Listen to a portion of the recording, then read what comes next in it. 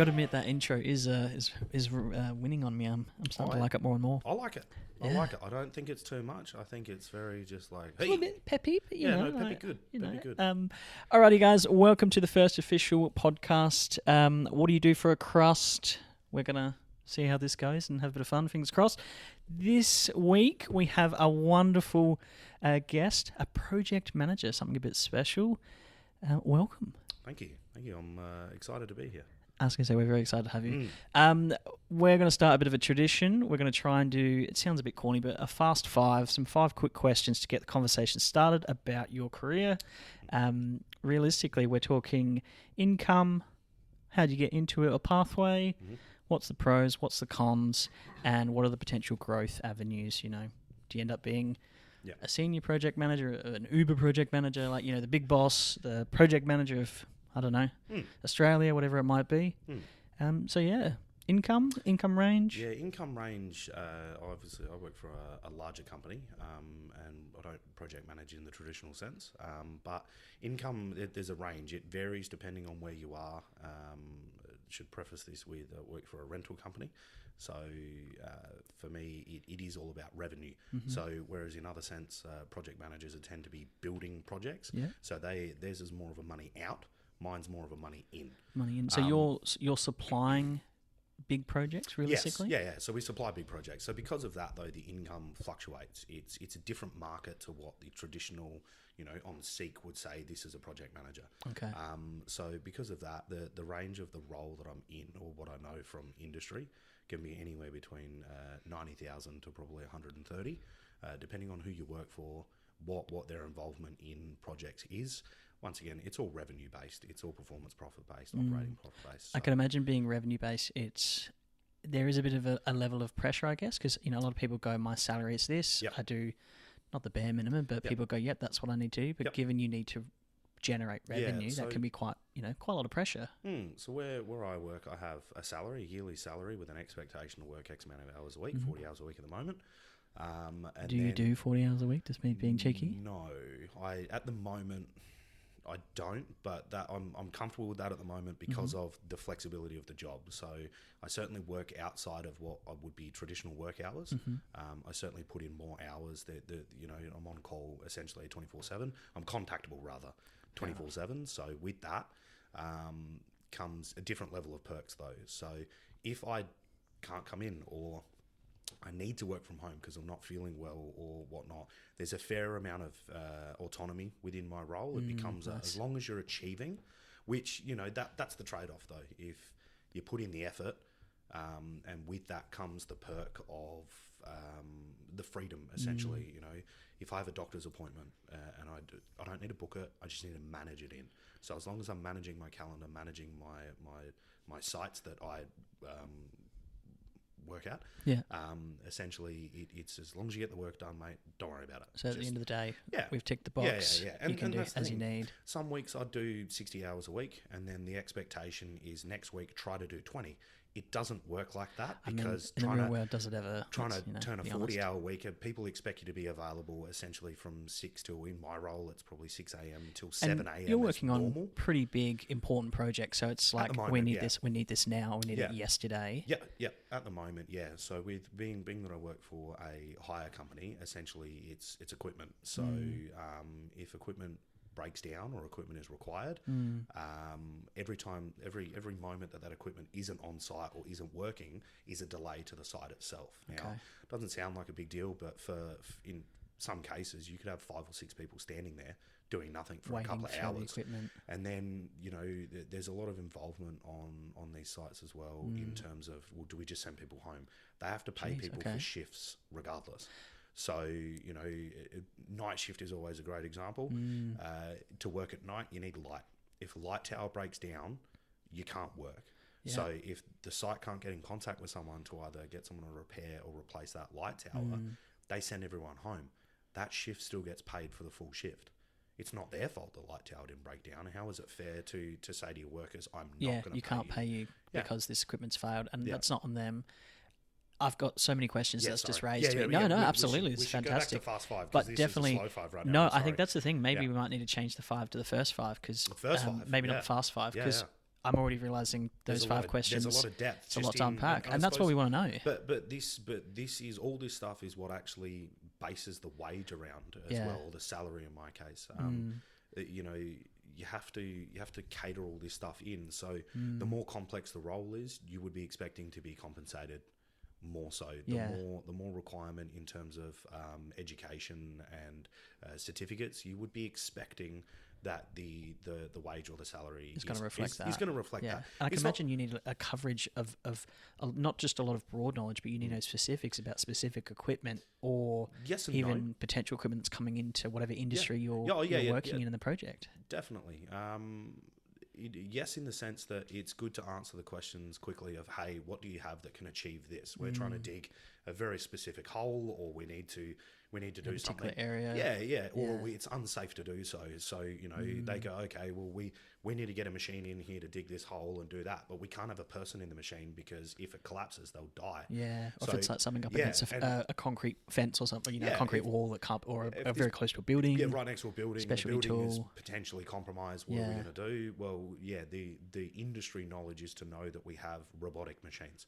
I can put a machine in there to excavate that out without the human element. I can imagine, again, this is giving me a lot of vibe of you need to know stuff very quickly, you need to be able to organise things very quickly.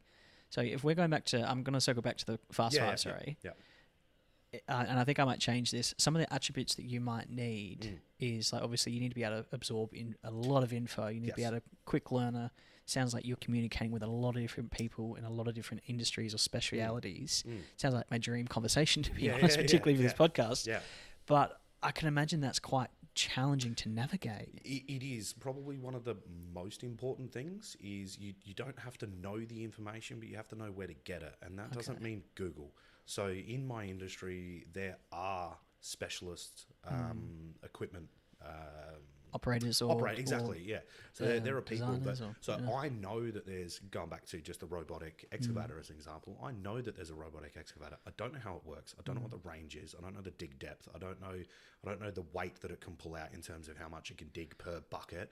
I don't know the run time, because a robotic thing is it electric? Diesel? Does it mean carbon emissions? All that other stuff. Yeah. I don't need to know that. What I need to know is that there's a machine that can do it, and that guy over there, he knows the answers. Okay. And then I become the liaison between that. So for me, it's I need to know that there's what the job is, what you're trying to achieve, and then who do I need to talk to get that task done.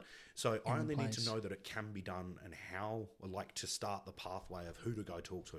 Do I go and talk to, someone that deals in civil equipment more than anything else, or do we look at a safety side of things? I feel like you should be hosting this podcast, because the amount of connections you'd need to know, or at least in a general day or a standard week. So one thing people don't realise is the hire industry is its own industry. It's like hospitality. A hire industry is not considered to be a thing. People don't go, oh, okay, you're a trade, or you're a pilot, or you work in this field like a mechanic is. That's its own industry. Yeah. People don't realise it, but the hire industry is very much its own thing, and I find it addictive. I love it, because it's a bit of everything. What other business in the world do you hand someone a product, they pay you for that product, and then they give it back to you?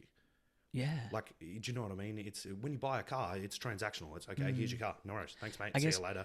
Look, I've just got so many questions rolling from my brain. I feel like we could be talking about this for hours, because I generally want to ask you questions. This isn't in the Fast Five, but do you own this equipment, or are you renting it out like a subcontractor arrangement where you're renting it from a provider who then you're renting it through, like being the middleman, or is it simply just connection? So I personally don't own the equipment. I work for a company, but that company in itself owns all of its own assets. Okay. However, when it comes to something that we don't own, we will engage a third party supplier. Okay. So, we're quite a large company. We have a lot of equipment. Yeah. But there are things that we don't want to invest in because the market's not there for us. It gets used 3 times a year. Super specific equipment. Yeah, okay. But we know the people that have that equipment. So that's a part of my role. I need to know, it's all about channels and pathways. Where do I go to get that? How do I go about doing it? So we need to build relationships and networks outside of our own business within the industry. So yeah, a lot of relationships with other suppliers. I can absolutely imagine.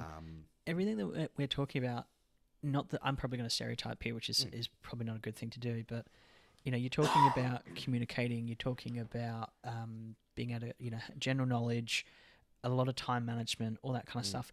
If I'm someone who's wanting to get into project management, I'm thinking like what attributes, skills that they should have.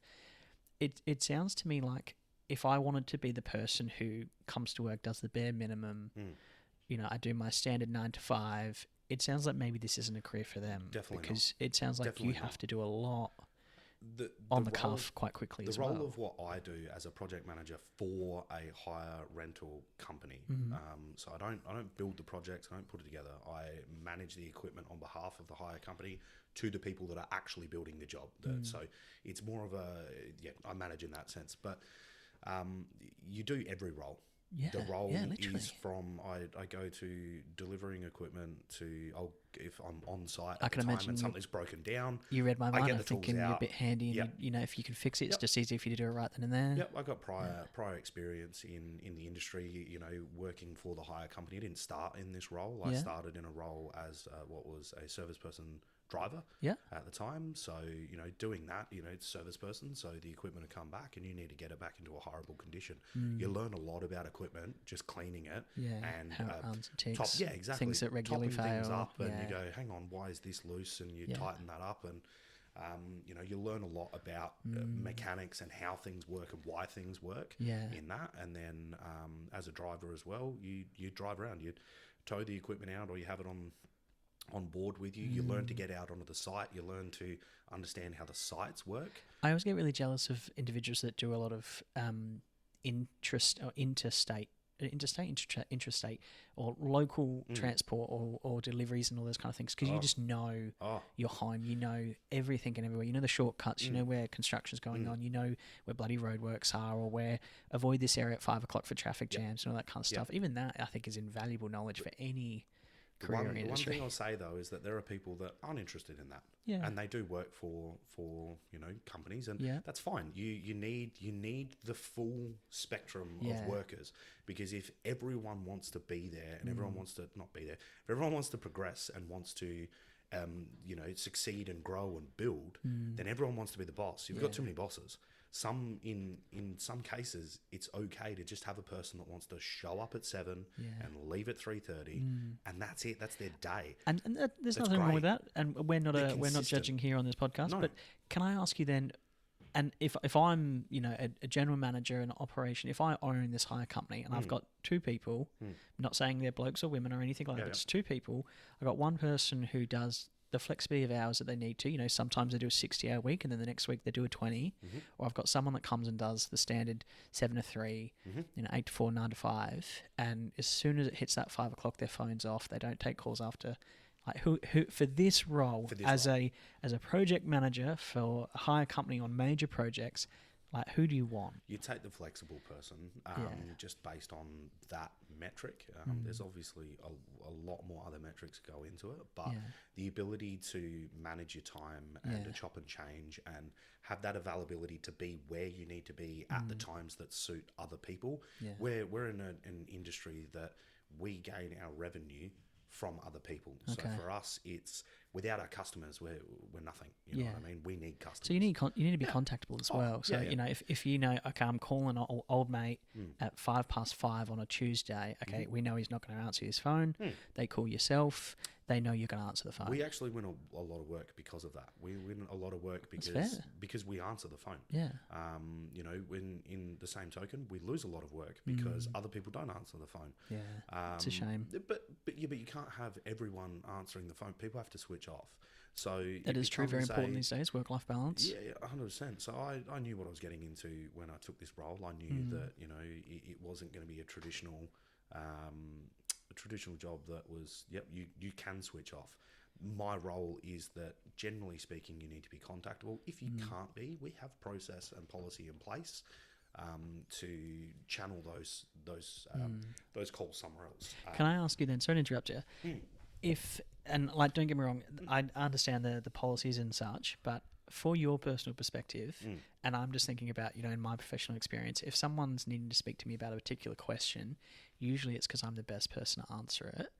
And I'm not singling out your organisation or company, but I would presume that you'd rather take the call than someone else because you're more likely to either have the answer, be able to find the answer, or know exactly which pathway to have. Yes. Or it means, you know, you might be able to go, okay, well, it's 6 o'clock now. The person I need to speak to isn't going to answer their phone. I'll call them first thing in the morning and I'll call you back, rather than you not answering the phone. Like, I'm assuming for not just business but practice-wise. But that also comes from a customer service point of view as well. And this is what I'm trying to say. There's no one thing that puts me in the position that I'm in. It's a multitude of things. I am by no stretch perfect. Do you know what I mean? I don't need to be. I don't need to be. There are things that I'm not good at. I just need to be. I either need to be good at it or know the person that is good at it and how to contact them. So communication and relationships is really important, and that stretches into our customers as well. The fact that we answer the phone, even if the answer is no, I can't help you, we answered. So it closes that off. There's no mystery. There's no like, oh, if he did answer the phone, could he have helped us out? We try to be there for our customers. Everyone's trying to achieve a job. A lot of work that people are doing in my level is infrastructure based. Infrastructure is big government. Big bickies. A lot of, and this is what I'm saying. It sounds, from the perspective of an outsider, it sounds like quite a stressful job, quite time demanding or time conscious. But it sounds like a very impressive role. To be honest, and I'm not trying to blow smoke up your ass, but it sounds like an impressive role because, you know, customer service obviously very important. This is, I would argue, high level customer service. You know, we're not going through a drive-through here. We're not going to the supermarket and going through a self-checkout. Like, you are dealing with professionals, I would assume, in many, many different classes and categories, in many, many different levels, whether it's, you know, government representatives or huge, you know, infrastructure organisations and lawyers and engineers and, you know, big from all different walks of life, you know, dick swingers. All different expectations as well, and you need to manage that in. That's a whole other thing. Is you know, learning. You don't talk to everyone in the same way either. You know, sorry. No, you're right. So we've got a little bit of a sense of what you're doing, and I'm sure we've only just scratched the surface. Well, you just asked me what the rough salary was. Fair cool. The quick fair five, cool. like you said, it's. I think we need to change the quick five. I also think though that is a burden of myself as well. A part of my role is to keep the conversation going. Part of my role is to have that communication. I mean, you're a podcaster's dream, realistically. Stop it. I'll come back. Now I'm blowing smoke up your ass. Yeah. All right, if we go back to the fast five then, pros and cons. Pros and cons. Pros is the flexibility. The con is that I need to be available at all times. Like you said, it is a stressful job. It's a high energy job. It's a high intensive job. When people are ringing you outside of hours, they know that they're ringing you outside of hours. Yeah. So the expectation is they need something. Yeah. And put the emphasis on need, whatever that may be. So it's important. They also go home. They also have home lives. They also have stuff that needs to get done. Very fair. They're aware of when people are, in a traditional sense, on or off. If they're ringing you outside of those times, it's because they need you. The expectation that I put on myself is to be available when I can be. If I have something on, I have something on. I'm not available. That is what it is. That's why we have emails. That's why you can text me. That's why I have a message service that says that. Sorry, I can't get to your call. Please leave your name and number. I'll get back to you. The only thing that I ask of people trying to contact me is to respect the fact that I'm only contracted for X amount of hours. Yeah. And if you are going to call me at all hours of the day, I will happily sit down and have a conversation with that person. For me, it's a call is immediate. A text is, hey, I need to get something through pretty soon. And an email is, it can be addressed later. Quickly touching back, not to change the subject, quickly touching back to salary range. We talked about perks. I'm assuming a big appeal in this is like company car, laptop, phone. Yep. And given that you're in a hire company, does that mean, you know, you can, and I'm probably stereotyping here, but if you need to get, you know, there's always someone who's, I want to renovate the front yard, I need to get a Bobcat, you know, there's always people trying to pull those strings, but particularly company car and that. I'm assuming that usually comes with project managers? In my role, my industry, most certainly. Nice. It's a requirement. You know, you have to be available to get around from place to place. I'm assuming it's usually like a utility vehicle or something like that, or, you know, something that's, you know, in the reliable. the business that I work for, they allow me to use the company car for personal use. Nice. Everything cool. becomes within reason, though. Yeah, fair You know, if I need to go interstate or whatever, it's a discussion, and that's fine. Totally happy with that. Sounds like you've earned like a lot of, not earned, but I don't want to phrase that incorrectly, but it sounds like there's a lot of trust between you and your employer. Yeah. It would be a shame to see, say, someone not as honest as yourself take advantage of that, you know. The thing there as well is I've been working for the company that I'm at now for 13 years. So in this role, impressive, for my particularly these year, days, very impressive. Yeah, so in this particular role for my 4th year, I've built that trust over 13 years. Yeah.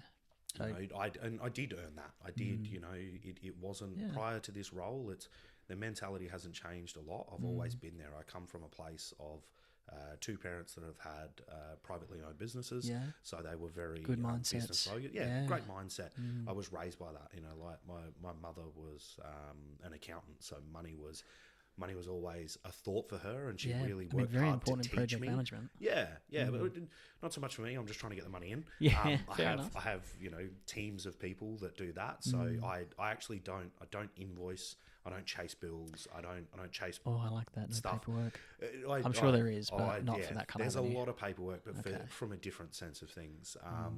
But you know, the benefit of being in a large team is that you have that support and that backup. But the mentality that's been instilled in me from the start, from having 2 parents that were focused on building their own business and had their own focus in their own enterprises, is amazing. You know, I don't regret a minute of them. I'm not going to say pushing it on me, because they didn't push it on me, but vicariously learning through. Like, you know, you're vicariously learning through. I'm sure they would have taught you really important quality. Like particularly accountants are usually, I'm stereotyping, but usually you know, the best with their money and understand money in, money out. And, unless they're in prison, then they're probably bad with their then money. we know they're bad ones. You know, Charlie Sheen's accountant or something like that. Exactly. Or someone who's embezzled money.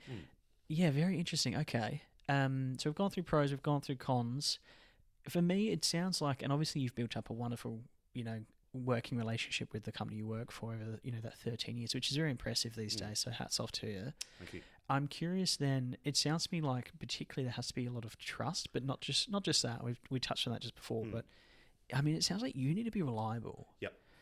Which is probably a really, really important quality of your sort of personality or how you work professionally.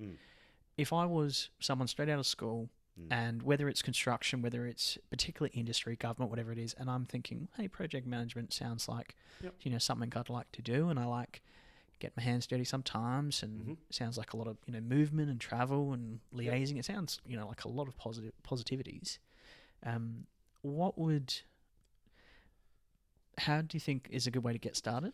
So I go back to what I said before, that my job title as a project manager is not reflective of what you would learn at university. So in project management at university, it is exactly that. They go, hey, here is this project, whether it be build a building, build a road, you know, mow this grass, it doesn't matter. That's the project, right? And then the project managing from that sense is gaining the skills to employ people to you know, actually do the work, to actually manage, and it's a lot of delegating, a lot of moving parts and all that. My role as a project manager for an equipment hire company is different in the traditional sense of what it is. Nothing wrong with that. No, nothing wrong with that. It's we've had discussions as well of what job title suits best for the role. But there are other things that are probably better reflective, but they don't get the point across. So if you're sitting in an office in a work site somewhere, and someone comes in and they're a project manager, you're going to take them seriously, and that's the point, because in the industry, a project manager is quite high up there. So us taking that job title and using it is a bit more of a trying to get the point across of, hey, this is the person that's going to help you. This is a person that we consider to be higher up in our own industry, and they're going to help you through this. So 100%. A person trying to get into project management through a university to actually build projects, basically that's where you need to go. You need to go down that pathway, go through school, you know, work experience in the construction industry, a lot of that obviously stuff. Very handy, a lot of transferable skills. You learn, you know, not just about the role, but you learn about other roles that you're going to come into regular reliance with or regular communication with.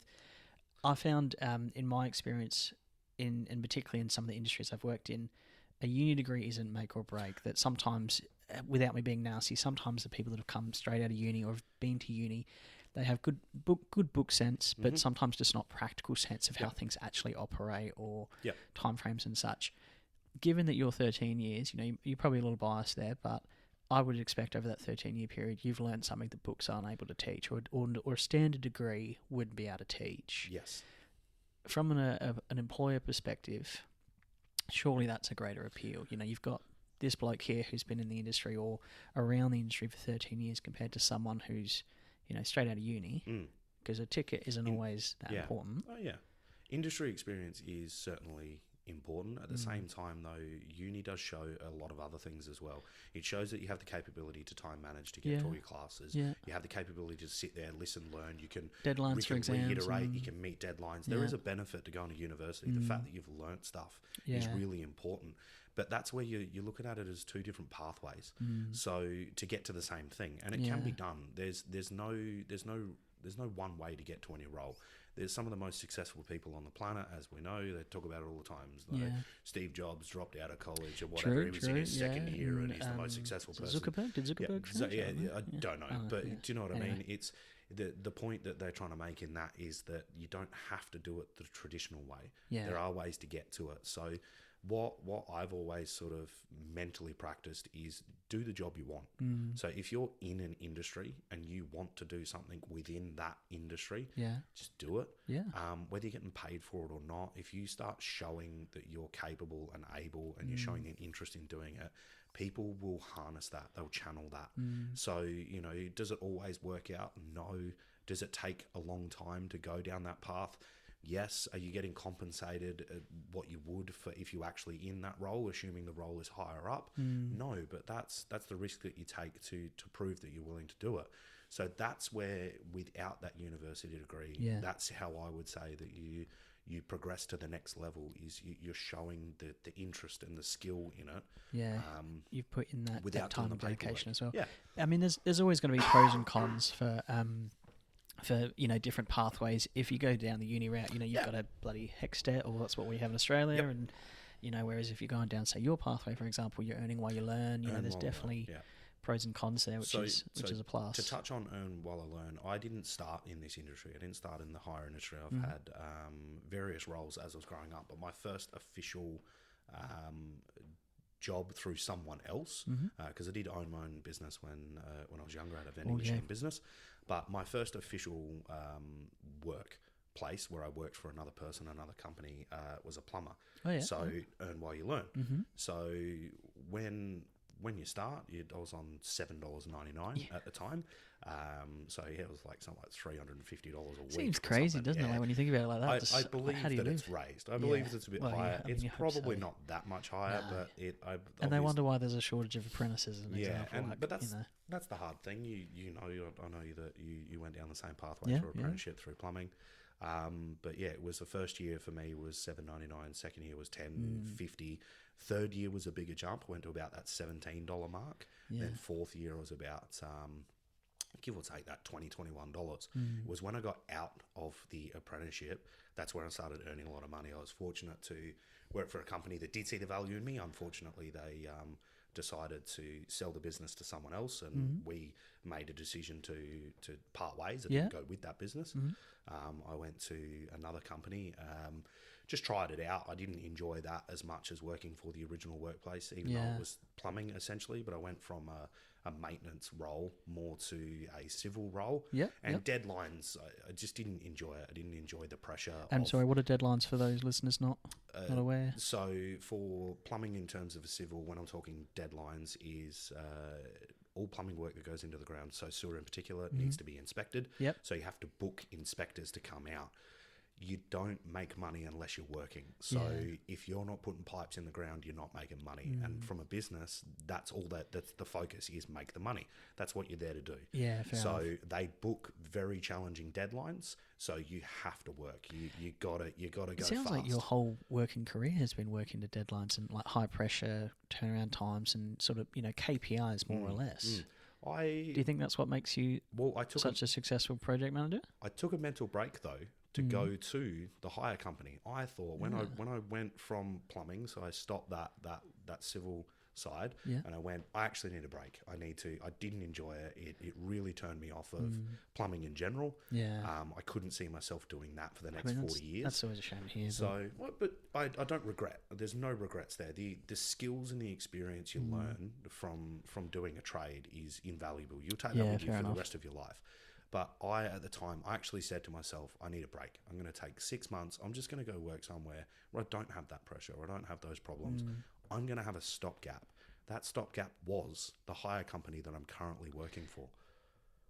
I loved it. So at the time, the pressure was less, and I backed right off. I calmed right down. At that time, it was cleaning equipment and delivering things. I mean, there's no better job when you're 19, 20 years old, and they go, hey, tow that trailer from here to here. It's a 45-minute drive.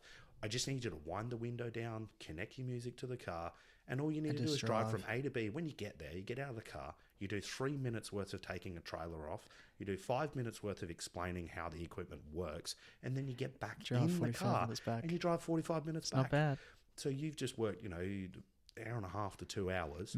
You basically just sat in traffic, just listening to your music. You're enjoying, Then it was audiobooks and podcasts for me anyway. Yeah. So fair. for me, I got paid to sit in traffic. I went from a person who was angry in traffic and being slowed down to being like, oh, how good's this? Just takes time. It's amazing. Do you think about, like, there's a lot there that we can unpack. I got bored, but by the way. Yeah. I was going to say, you just strike me as that person that would, after the break would go, all right, I now need that more mental stimulus, which is how you've obviously developed further in this the company sort of progression. also set itself up in such a way that the people that do push, the people that want to get more out of it, can grow, is financially incentivized for that. We have profit share. So that's a cool thing that a lot of organisations these days don't do. Yeah. It's not a bonus structure. It's a profit share. It's a share in the profits, which obviously leaves it open for, if we don't make money, you don't get anything. But still a nice option to have, and obviously adds a whole nother avenue of ownership of the work. You're still working for an organisation or a boss or whatnot, but if you work hard and succeed, hopefully the rest of your team do if you're in a team. Yeah, but obviously that results in potential profit You need share. the team to do it though. So one person so let's say where we are, the state we're in, there's the network in this state is, call it 150 people. Okay. If you only got one person that's pushing and 150 people that's hustling, you're not going to get anywhere. The goal for the business is to get everyone to do it, is to try to get everyone to just do that little bit more. The downside to that is, if, like I mentioned before, you get 150 people trying to hustle. Well, no one's just doing the work. Everyone's trying to get more, trying to push. You really need a balance in a business, and you kind of need to decide where you want to be. There are people that work in my industry. They rock up, they go home, and they live perfectly fulfilling lives. That's they are fine. so satisfied. There's always that theory of, like, you work to live or you live to work. Some people are like, I'll do the bare minimum of what I've meant to do, and then it's also different life stages as well. Do you know what I mean? So if you started this, it's interesting to think 19 and you're starting in realistically a second career. Yes. But you're 19, like, not only you're expected to hustle, which is not always fair because you're young, you're meant to be motivated, and this is where you got to earn the money. But obviously, coming from then a trade where you've got, however many jobs a day, if you're in maintenance, or if you are doing civil and you've got to lay a certain amount of drains in a certain amount of time and get it inspected and all that kind of thing, to then a bit more of a cruisier avenue, did it feel, pardon the language, would it feel like a bit of a piece of piss? You're kind of like, all right, sweet, I'm sitting in traffic getting paid. At the start, it certainly did. At the start, but that's what, like I said, it was only supposed to be a stopgap. I did get bored of just... No, I didn't take the piss. So I worked, don't get me wrong, but I was talking to people within the industry, and we'd get to the end of the day and they go, man, that was a hard day. We did all this work. And I'd sit there and go, was it? Was it really? No, that wasn't a hard day. Yeah, we worked. No dramas. We got stuff, but my 10 is different to your 10. Yeah. So the hardest day in my life is different to the hardest day in your life. And having said that as well, being a plumbing apprentice, and for the viewer's reference, I've also been a plumber. Digging ditches or trenches for 8-10 hours a day by hand with pick and shovel or crowbar or whatnot, getting through rock or limestone or sandstone, whatever it might be. you go to any other job, all all jobs the are while, easier. and that's the physical side of it. But there was also a mental side of it as well. When I started, I was 15. I was a 15-year-old, and I was working you're with so young at that age. but at the time, and this is the funny thing, I worked for guys that were fully qualified plumbers who would have been 24, 25, 26. But in my mind, they were grown men. Yeah. When I got to 25, 26, I realised I was still a child, and they were still children. They just happened to be older. Yeah. I always think I'm still too young for everything I'm doing. I always look back on. I wonder if you ever grow out of that. Like, if I'm going to be 80 and I'm like, God, I'm still too young for this. I'm hoping it happens soon, because I'm always looking for more of an adult. I'm always like, where's an adult? I need help. Like, That's and very then fair. all of a sudden it's like, oh, you're the adult. I'm like, oh man, now I got to do something. But I'm going to circle this back. Sorry, 'cause I know we're on a good train of thought here, but I think we might need to do a separate episode for this. Yeah. Circling back to major projects, circling back to project management. Yes. What's career progression? What's the next step for you? If you do know the next step. Yeah.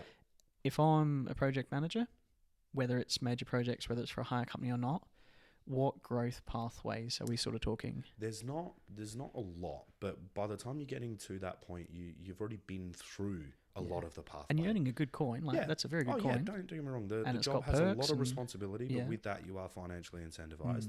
I didn't walk into this role. Yeah. So I mean, you earned it. Definitely 13 years of blood, sweat, and tears, plus background knowledge. Yeah. So, how my pathway was, started as a service person driver, went to an assistant manager of a branch. That branch then expanded, moved to a new location. A second branch came into that location. They didn't have management at the time because it was so small. So the expectation was myself and my branch manager would manage that as well. So you've not just got project management, but you've also got people management and site management as well. And asset management, logistics, coordination. One thing that they don't tell you about being a manager is that being an actual manager, not an assistant manager. Assistant manager is probably one of the harder jobs because you have to do everything again. Yeah. But being a manager in itself is people management. You have a team of people. You have a team of individuals that need to be treated differently, spoken to differently. They have different things that are important to them, and it's your job to find what works and what doesn't work and make this collaborative of people work together to achieve a goal. To overall achieve. It's actually quite hard. It is frustrating at times. And some people are cut out for it, some people aren't. On top of that, then you have in my industry, it's the equipment, then it's the location, then you've Logistics. got management above them, you've got area managers. I mean, everyone has someone to answer to. Everyone's Even got if a you're a boss. boss, you've still got a board of directors or whatnot. And once you get stakeholders, shareholders. that's it. We've got financial targets that we need to meet. We have operating profit and performance profit. That is the expectation is to meet them. And if you don't, it's a please explain. Normally, there's always an understanding. You've got to remember. Like COVID or something like that. Not even that. I mean, in all industry, every year is 12 months. Every year is 52 weeks. Every year is supposedly almost 365 days. Yeah. But you don't fail your target in one day. It's a collective. It's a collective of days. So the idea being, everyone has monthly budgets. Let's say monthly budget is a guideline. Where you should be looking is more of your quarterly budget, your half yearly, your end of year. How the trajectory is Yeah, looking. exactly. So your monthly is more of like, so you can make little pivots and shifts as you go. Yeah. But that's all a part of, that management stuff. So I learnt all that when I was doing assistant managing for a branch that I'd already been in for a number of years, and then had a whole new branch come in and learn that equipment and how they tick a new set of staff with new ways of doing things. The way that they operated or what worked for that business, that branch, was wildly different to the branch that I'd been in for years. So I had to learn that as well. So that was my pathway sort of going up. I actually skipped the branch. When I say skipped, I don't see you have to go through a branch manager to become a project manager. Obviously, I didn't. I was succeeding in that assistant manager role anyway. An opportunity came up. I actually interviewed for the role that I'm in. And in the interview, everything was going well. They was leading to a certain point. I actually, in the interview, took a little bit of hold of it, and I could see where it was going. I could see that the expectation of what they wanted for me was going to be more than what I was willing to give at the time. Okay. I was looking to start a family. They were thinking a lot of regional work, so doing a lot of driving, staying away from home. For me, I wanted to be able to support my family. Yeah. So during the interview, I brought that up and said, look, quite frankly, if this is what you want from me, I'm not interested. If this is the path that you want, I'm not interested in. I mean, pretty impressive from your perspective. A lot of people don't know what they want, or not that we're naturally selfish, human beings in general, but it's hard to sort of fully assess the situation. Some people go, oh yeah, this has got more money, or I'll get to travel, or it comes with a car, no worries at all. And sometimes we do forget to assess the whole thing. Going back to the people management, how is that aided in project management? Because I can imagine there's obviously, you're dealing with, I'm assuming, engineers, site managers, safety officers, union reps, tech specialists, probably tradies, I'm assuming. Yeah. I'm assuming there's going to be some kind of HR, there's going to be some kind of scheduling, or there's got to be, some... multiple things. The thing that you've touched on there, though, is only a piece of the stakeholders that I have to engage with, right? That is the customer side of it. I've still got the internal side of it, and then we've got a public side as well. Are you a people person? I love people. Okay. I love a chat. I'm sorry, I feel like this podcast, the more I think you've got your Fast Five, this is going to turn into 5 episodes. We're Fast just going to do 5 episodes? 5 episodes, one per topic. I don't even think we've moved on to the second one. Do you think a project manager has to be a people person? Yes. Yes. From what I've learned from you in this conversation, I would agree. Yes.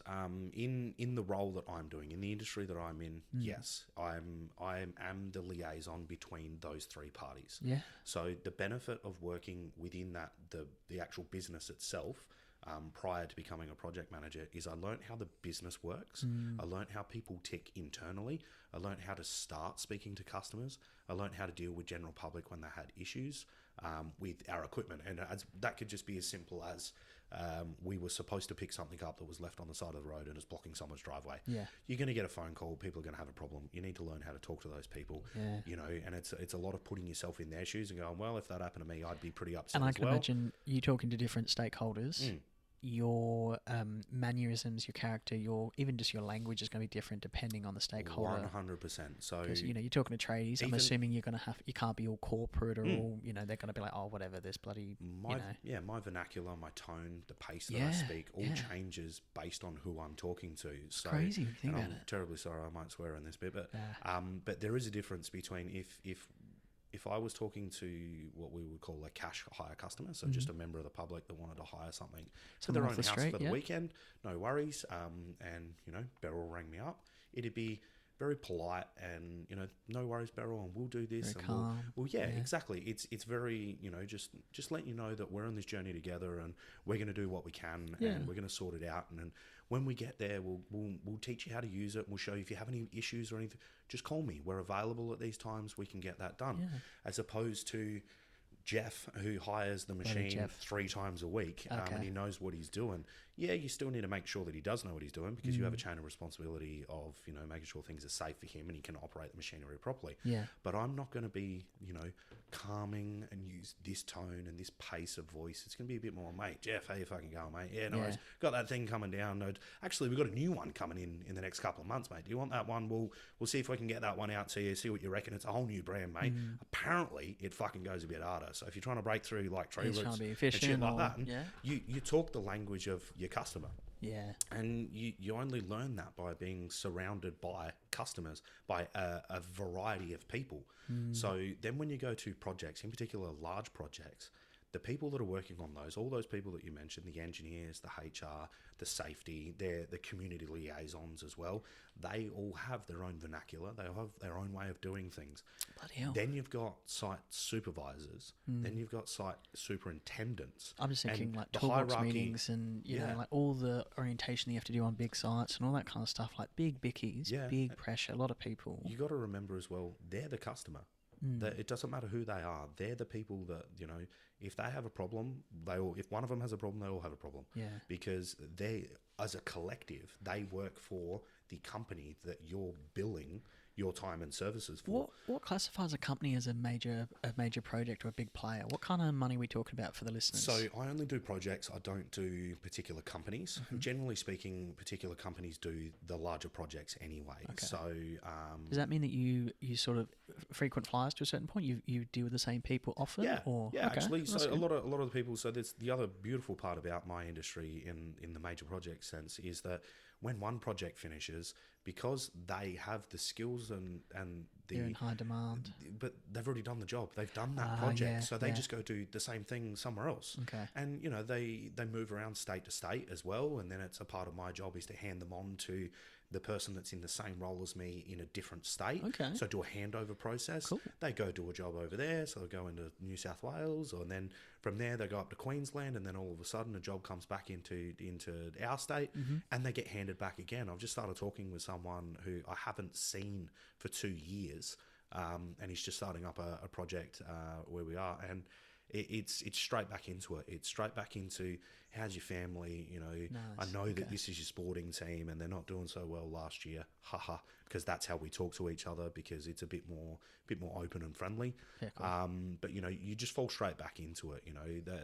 My life is also open to theirs as well, so they inquire about my life and my challenges throughout as well, and how everything's going. So That rapport, yeah. but okay. that's it. But we build that rapport and then we maintain it over the years, because the customers, once you get to that level, once you get to that senior thing, you're the guy. You're the guy that you run these projects.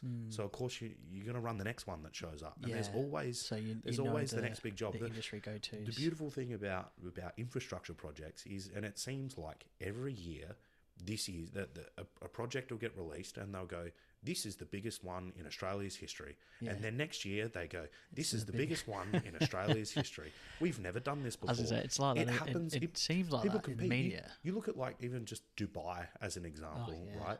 They're just trying to build the biggest Yeah, building. biggest tower, Right? And longest by bridge. Yeah. the plans get approved to build this 240-story building. As soon as that it gets approved, as someone goes, I'm going to build 241.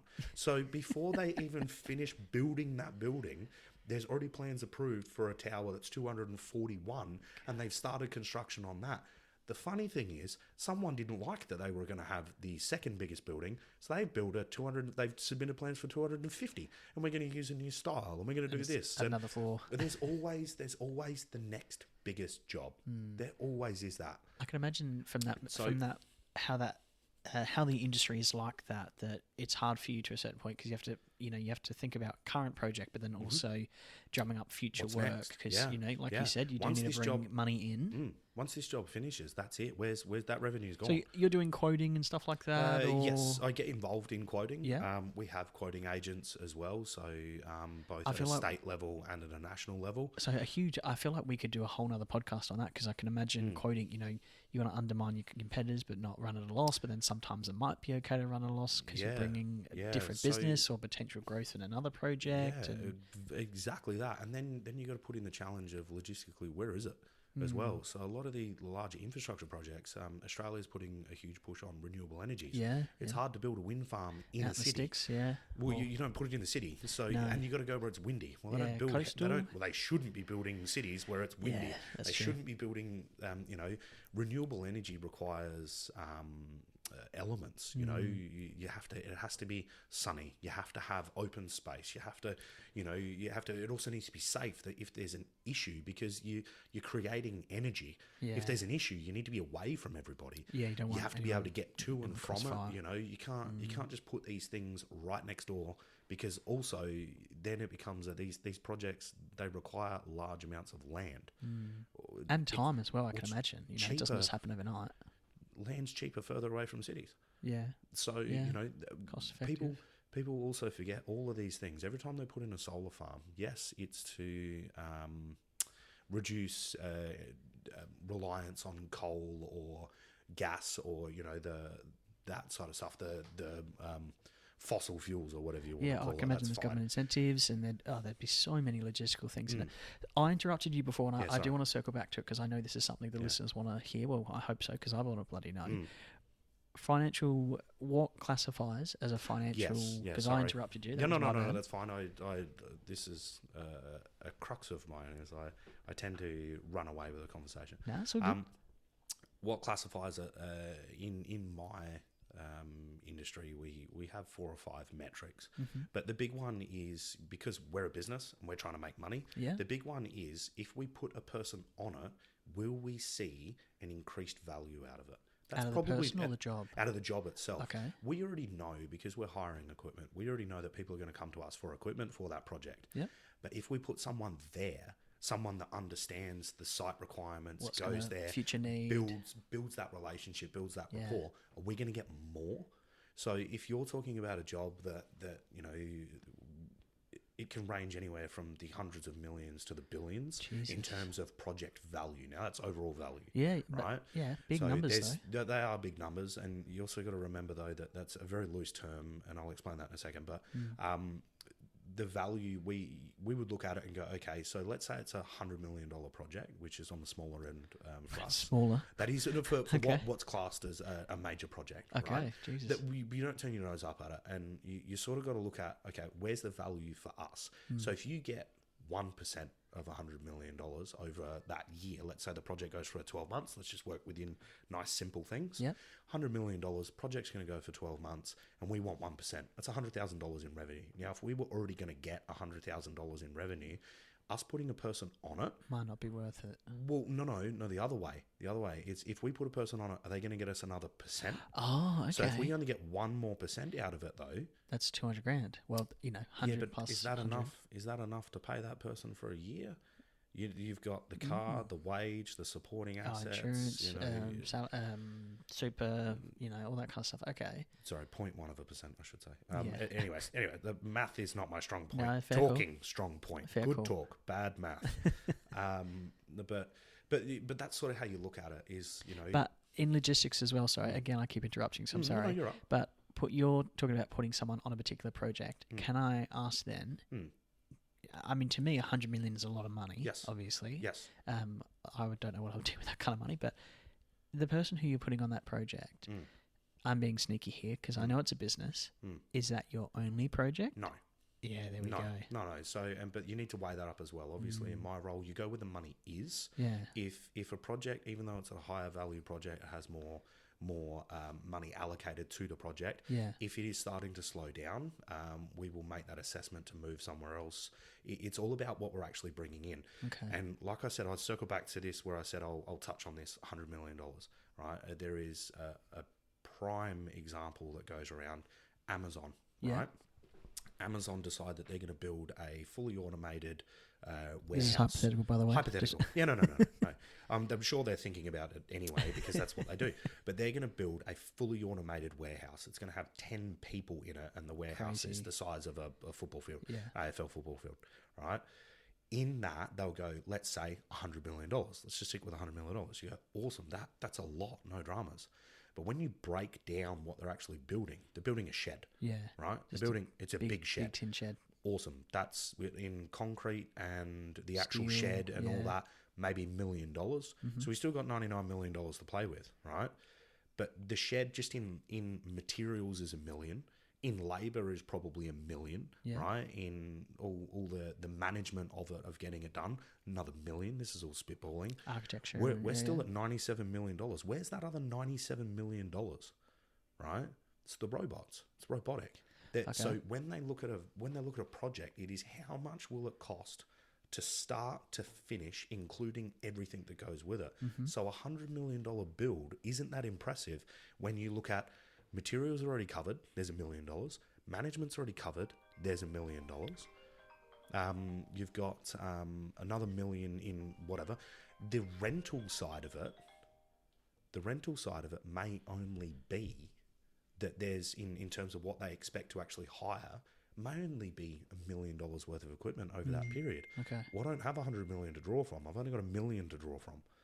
So of potential spend, that's where you look at it. Whereas you could have other jobs where it is heavy on equipment, but the value is actually less again. Okay, so I'm assuming that's what would help you pick if you've got a $100 million job and a $200 million sewer main upgrade. Yeah, right. okay. Sewer main upgrade is they need a lot of equipment, and the materials aren't that much. The labour's not that much, but it's equipment. They need a 40-ton excavator for 6 weeks. They need site facilities. They need generators. They need the fuel to power them. They've got to move stuff around because a sewer upgrade, you don't just do it in one spot. And Sewers if it's can be in kilometres long. like a public road or something like that, Yep, night yep. works, Then you they've need got the deadlines, barriers, so light they're going to towers. spend the money. Exactly right. Oh So, God. but a job like that, they only have allocated $30 million for. But the higher spend is $5 million. So a $100 million job sounds more impressive, Yeah. but ultimately their higher spend is less because of the type of the work it is. So a $30 million job is actually more lucrative for us. So we would not put our asset, we'd not put our project manager on the $100 million job, even though it sounds great. We'd put them on the $30 million job. And then the other thing is, once Amazon build their shed, and I'm not pressing Amazon, so once that company builds their shed, they're done. They don't need to build another shed. That's they're done. it. They've got Yeah. that shed. Then now they'll go to another state and they'll do that. With a sewer upgrade, sewer's constantly needing upgrading. It needs Yeah. refreshing. There's always issues. So that $30 million job has finished. But they've just been awarded another package for a $20 million sewer job. Of another section. And another down the road section, or and whatnot. off they go. And they just keep going and doing that forever.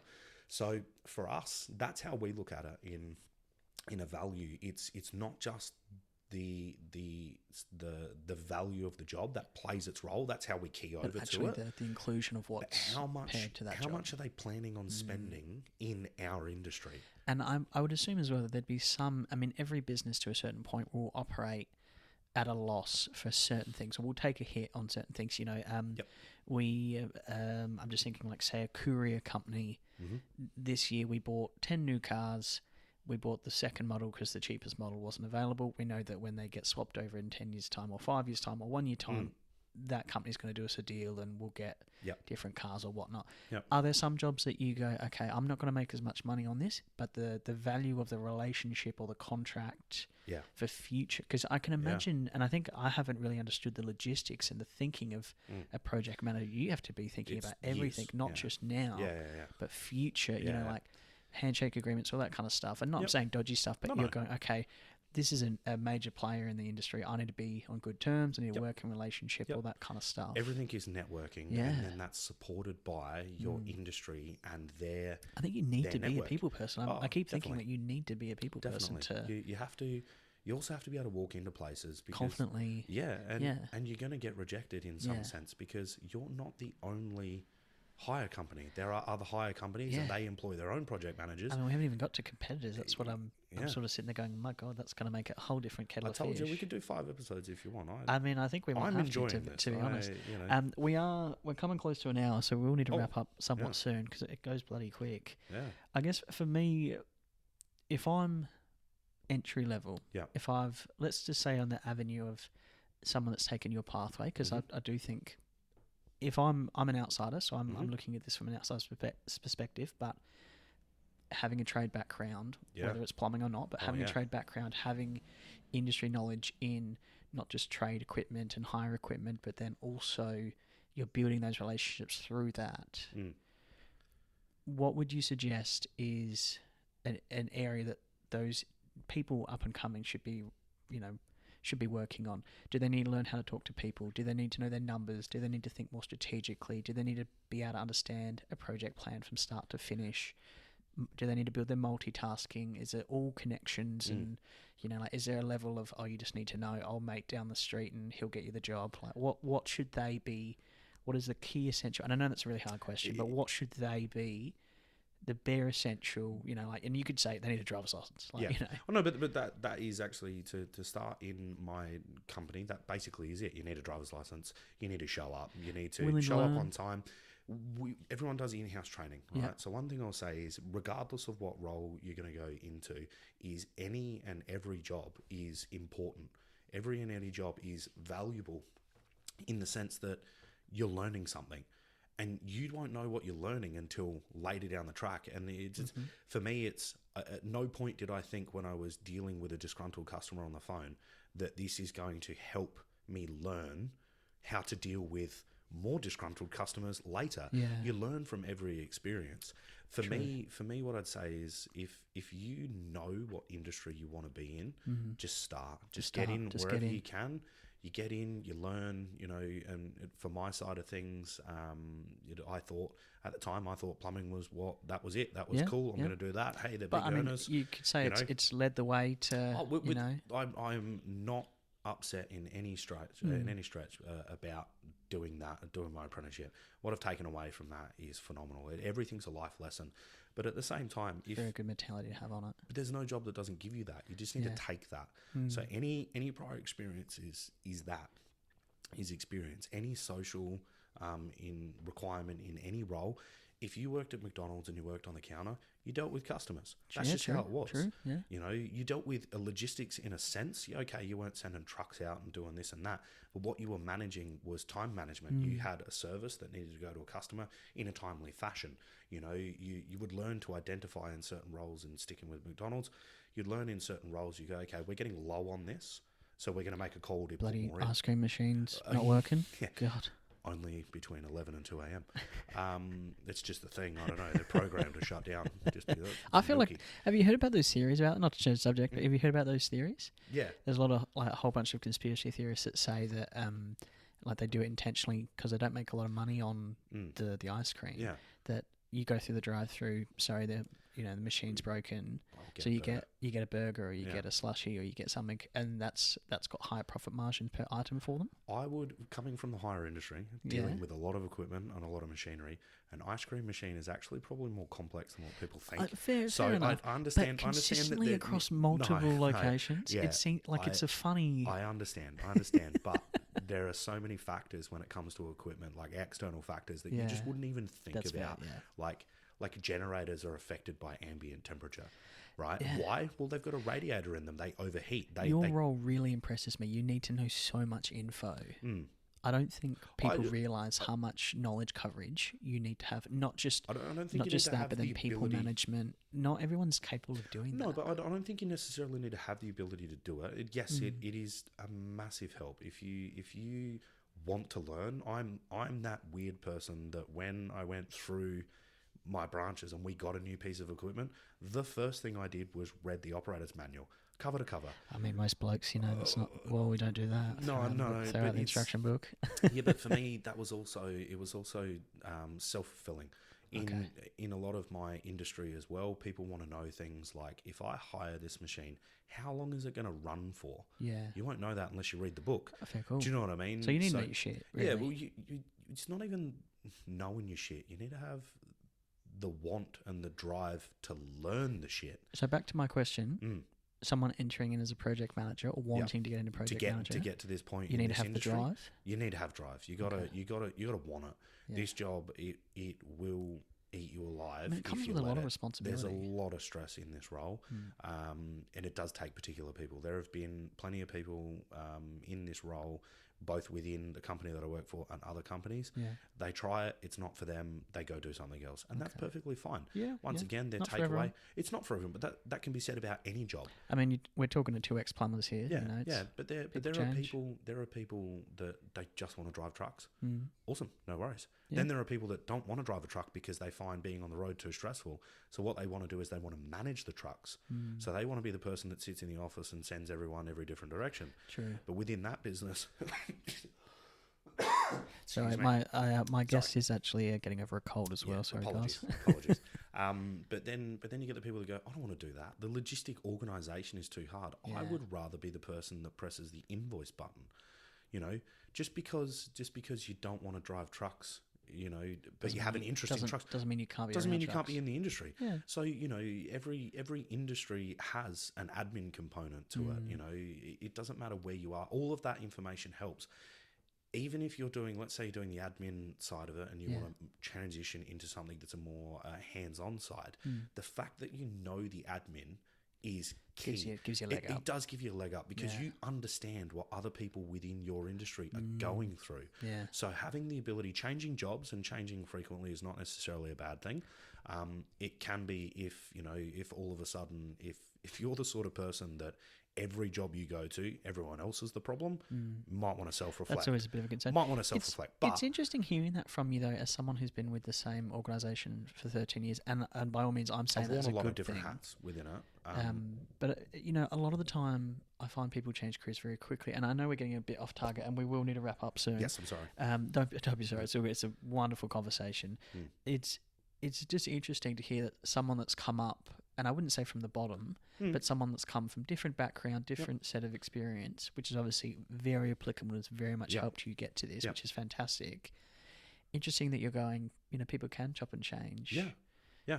I certainly think so. And the takeaway from what I'm trying to say is that there's nothing that you learn on a job that isn't transferable into another job. Yeah. It doesn't matter. Completely changing your industry. I think we really undersell that these days. We just don't really... But you don't look at it like transferable skills. You don't look at it like that. You sit there and you think to yourself, oh yeah, but all I've done for the last year is dig trenches and get yelled at by this guy who tells me to dig faster. Yeah, I know you know that, Phil. That's why I'm bringing it up, because I was in the same boat. Yeah.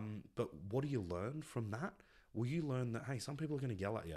And who cares about that guy? He can yell as much as he wants. Yeah. You take that to your next job, and all of a sudden someone's yelling at you, and you go, I'm actually more equipped now to deal with this. Yelling. So there's nothing away from that. You've learned that you can do a job that's monotonous, like digging a trench, with a shovel, you're getting frustrated, you're hitting rocks and tree roots and all that other stuff. You learn the coping mechanisms to not just throw your shovel across the site and storm off and go home and go, fuck this, I'm never doing this shit again. You've learned how to manage with that stress by doing that job. And the more you do it, the better you become at doing it. Quite a that skill. It is a skill. It is a skill. Building your skills. Probably a good skill for a young male full of testosterone and some aggression as well. Yeah. Get some anger out on that shovel and tree roots. I know I certainly did. The other thing that's hard as well for people coming from high school as well is, year 11s, year 12s. Hey, you rule the school. You are the guys. You get to go into the canteen earlier. Yeah. You get to go wherever you want. Well, you're calling teachers by their first names, and everything's a way more relaxed. And then you get into the industry, and you're the child again. You are. Yeah.